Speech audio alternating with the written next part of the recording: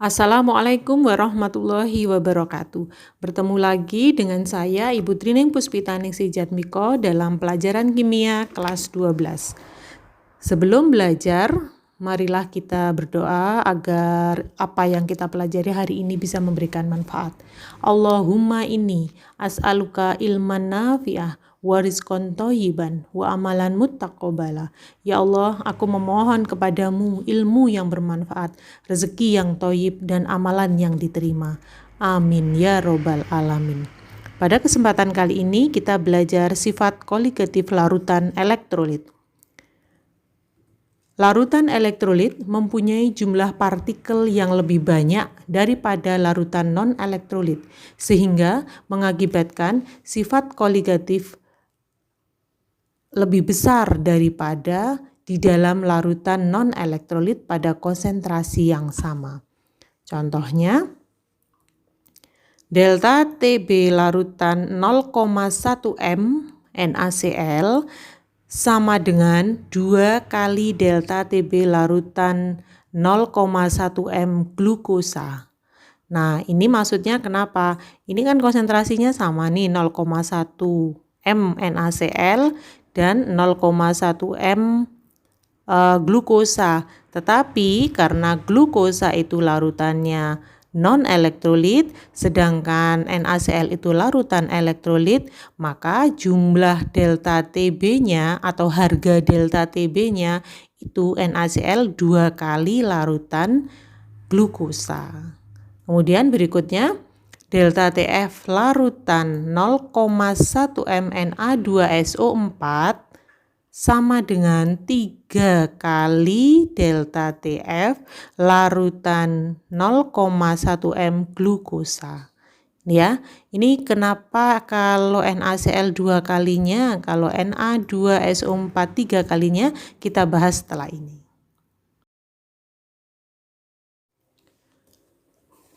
Menurut Van Hoff, perbedaan sifat koligatif larutan elektrolit dengan sifat koligatif larutan non-elektrolit untuk larutan yang sangat encer dinyatakan dengan faktor Van Hoff yang dirumuskan sebagai berikut.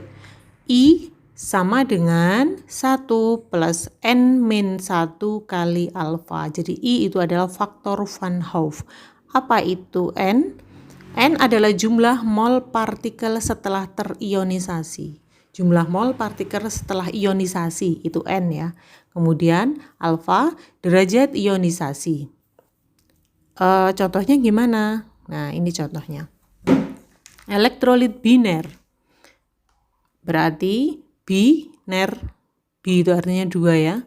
Jadi dia mempunyai 2 ion. Contohnya NaCl. Nih.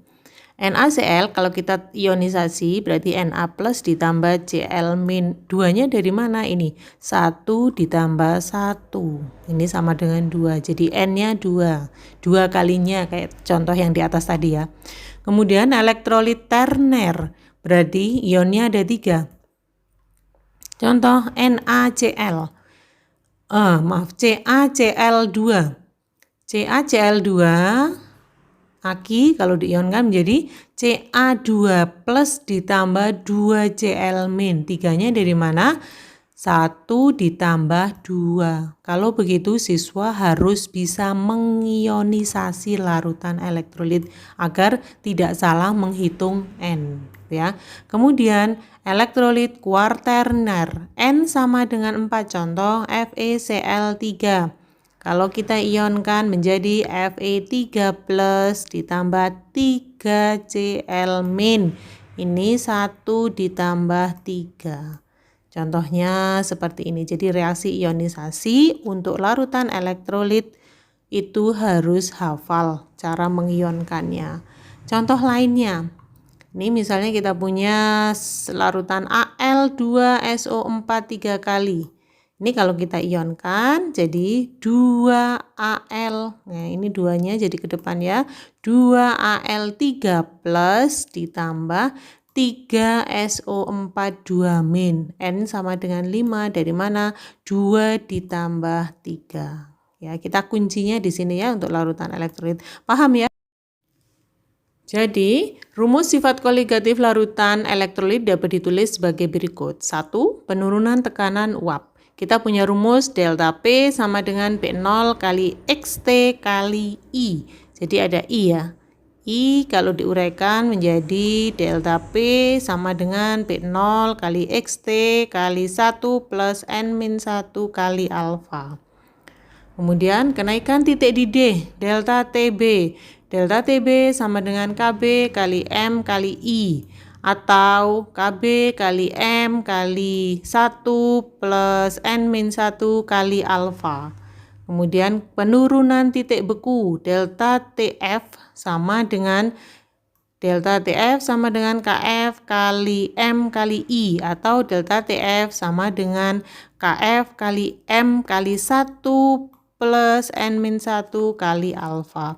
Yang terakhir, tekanan osmotik atau tekanan osmosis, kita punya rumus P sama dengan MRT kali I atau P sama dengan MRT kali 1 plus N-1 kali alfa. Jadi bedanya adalah faktor Van Hoff atau I. Nah, sekarang kita terapkan rumus tersebut dalam contoh soal berikut.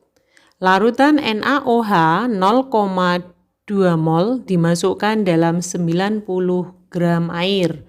Tekanan uap air sebesar 100 mm Hg. Hitung berapa tekanan uap larutan NaOH. Berarti pakai rumus apa ini? Tekanan uap berarti pakai P, gitu ya. Soal ini kita menggunakan rumus P. Diketahui mol NaOH atau NT. Ya, jadi kalau P kita harus pakai mol. Mol terlarut adalah 0,2 mol. Kemudian mol air atau NP adalah 90 gram per mr air. Ini ada mr air, padahal di situ tidak diketahui mr-nya, maka kita harus punya catatan. Catatannya mr air adalah 18. Ini harus ingat ya, kalau di soal tidak diketahui, kita harus ingat sendiri mr air adalah 18. Coba sih dihitung sendiri, nanti ketemunya pasti 18. Kemudian kita masukkan rumusnya, sama dengan 90 gram per 18, ketemu sama dengan 5, itu NP. Maka kita bisa cari XT. XT atau X-nya NaOH sama dengan mol NaOH per mol air plus mol NaOH. Sama dengan 0,2 per 5 plus 0,2. Kurang lebih XT sama dengan 0,04. Jadi, di situ diketahui P0 sama dengan 100 mm Hg. Apa itu P0? P0 itu tekanan uap air, tekanan uap pelarut murni, sama dengan 100 mg per air. Ini masih yang diketahui ya. Kemudian yang ditanyakan berapa P-nya? Yang ditanyakan berapa tekanan uap? Tekanan uap larutan NaOH berarti P. Kita bisa jawab pakai rumus. Masuknya lewat XP ya. XP sama dengan X terlarut kali P0 kalikan I. Karena dia adalah larutan elektrolit. Catatannya, jika alfa tidak diketahui, di soal tidak ada keterangan alfa sekian, atau larutan elektrolit bersifat kuat, elektrolit kuat, maka I sama dengan N. NaCl itu larutan elektrolit kuat. NaOH maksudnya ya. NaOH kalau diionkan menjadi Na plus ditambah OH min, maka jumlah N-nya 1 ditambah 1 sama dengan 2. Ya, kita masukkan angka-angkanya. Delta P sama dengan 0,04 kali P0-nya 100 kali I-nya 2, ketemu sama dengan delta P 8. Kemudian pakai rumus yang berikutnya. P sama dengan P0 min delta P, berarti sama dengan 100 min 8, sama dengan 92 mm Hg. Jadi tekanan uap larutan NaOH adalah 92 mm Hg. Soal kedua. Titik beku larutan 0,1 mkcl adalah min 0,3 344 derajat Celcius. Berapa persen derajat ionisasi KCl dalam larutan tersebut? Berarti ini alfa yang ditanyakan ya. Jika harga Kf sama dengan 1,86. Berarti kita tulis dulu yang diketahui. Apa itu yang diketahui? M molal, molalnya KCl ketemu 0,1 M. Kemudian delta TF-nya sama dengan 0,344.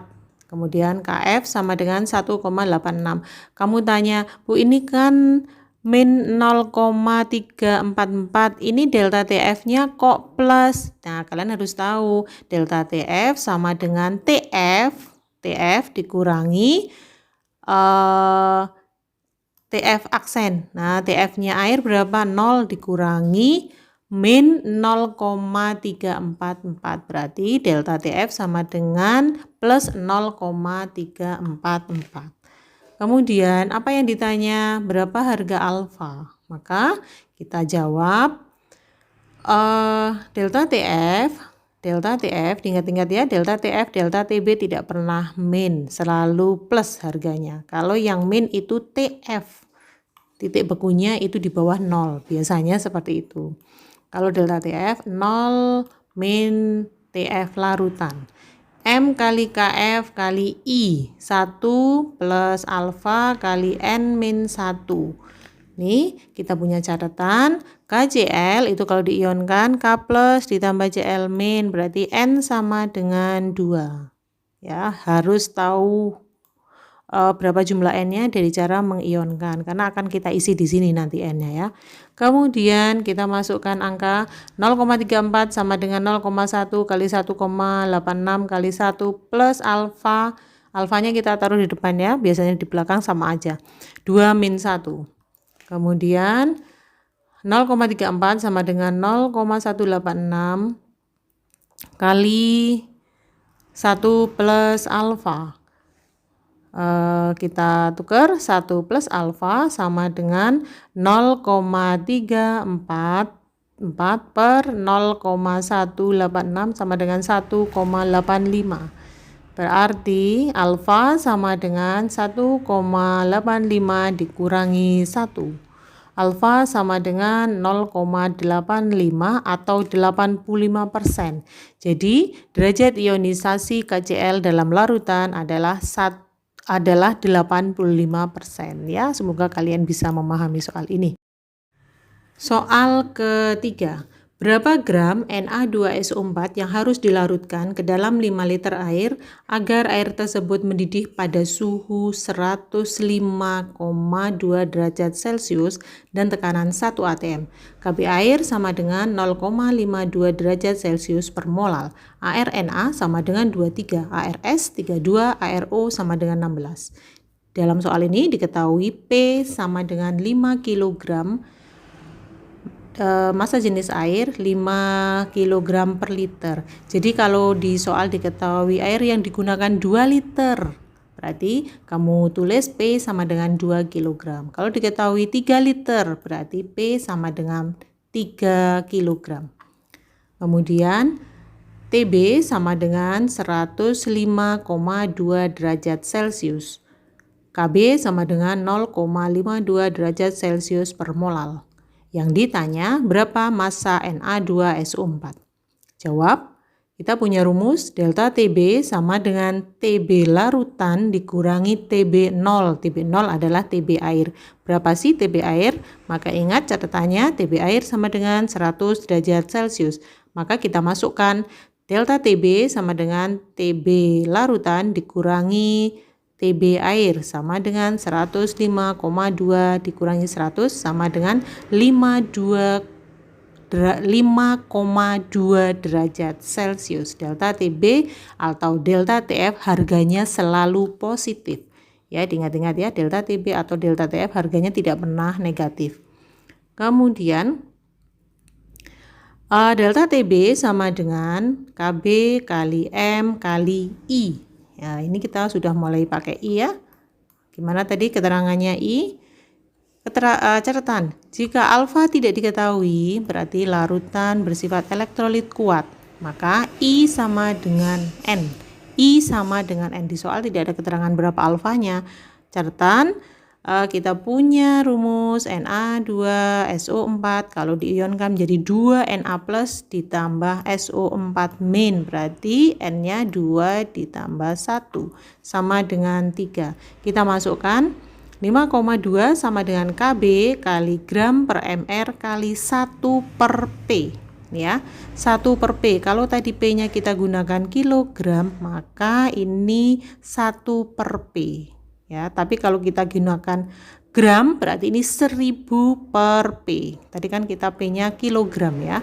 Kemudian ada MR itu berapa MR-nya Na2SO4? Kalau kita hitung MR-nya sama dengan 142. Masukkan lagi angka-angkanya.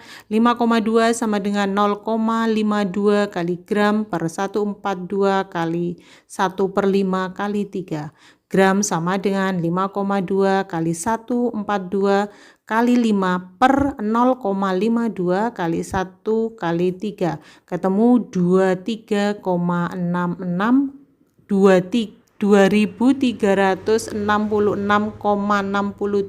gram.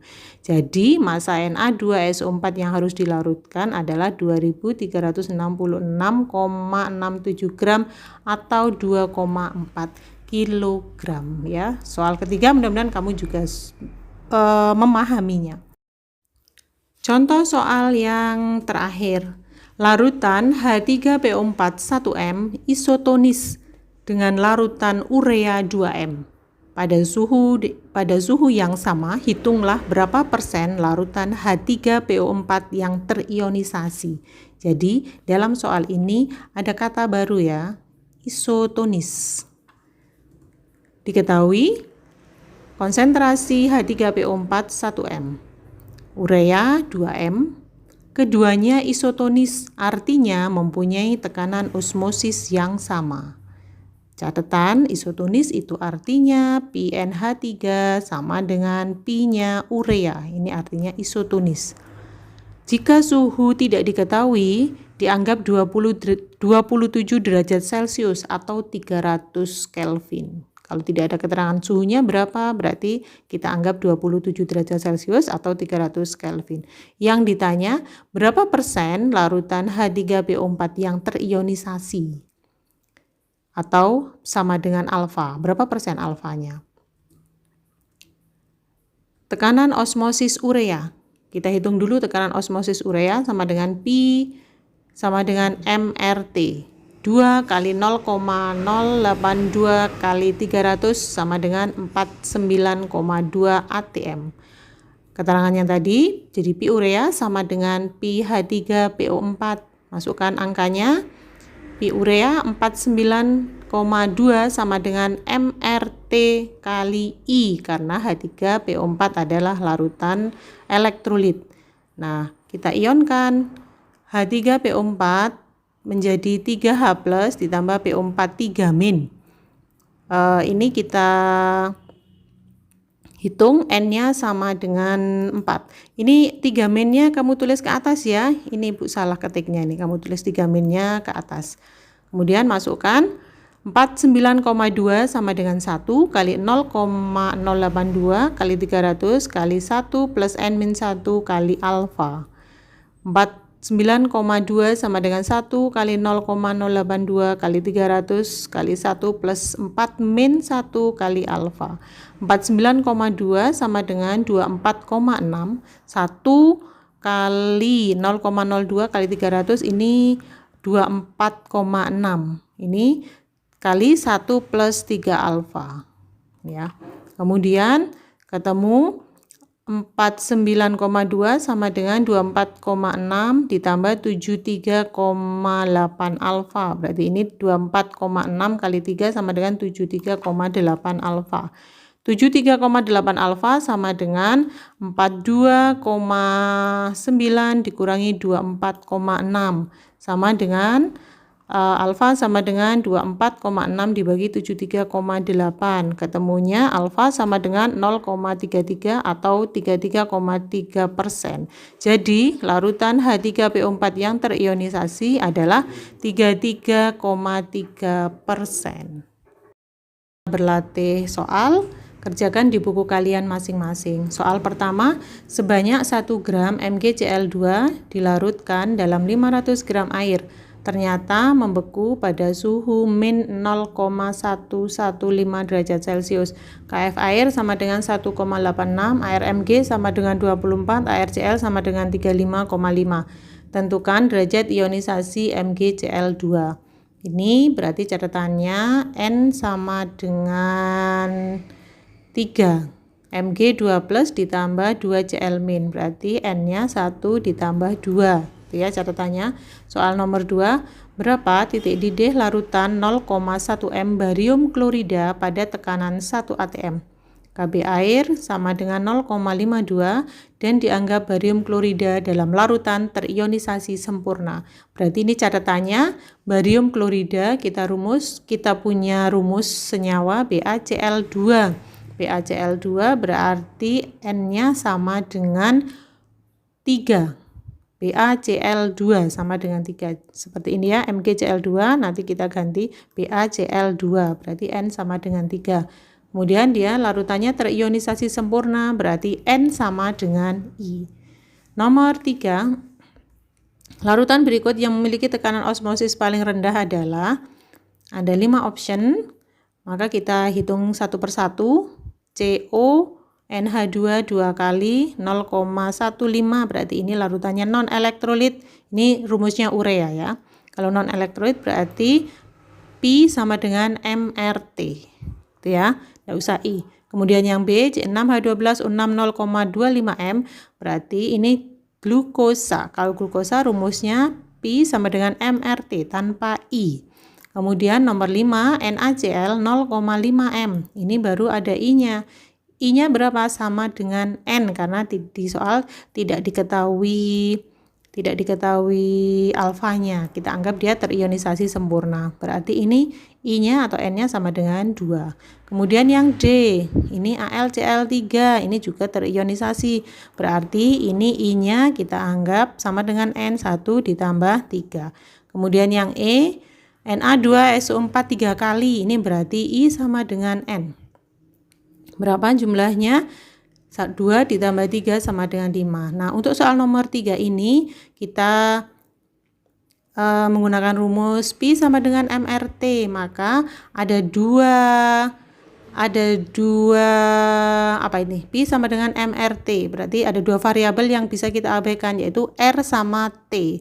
R-nya karena semuanya sama, T-nya juga semuanya sama, berarti kamu anggap aja tulisannya RT itu ditulis 1 boleh, ditulis RT juga boleh, nggak usah diganti angka gitu ya. Silakan dicoba. Saya kira cukup sekian, semoga bermanfaat.